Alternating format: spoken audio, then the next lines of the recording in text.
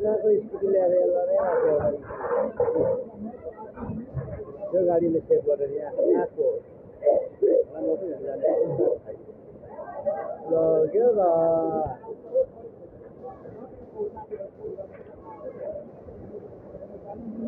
ला अब यो घरको टर्न रहेछ ला अब यो घरको टर्न रहेछ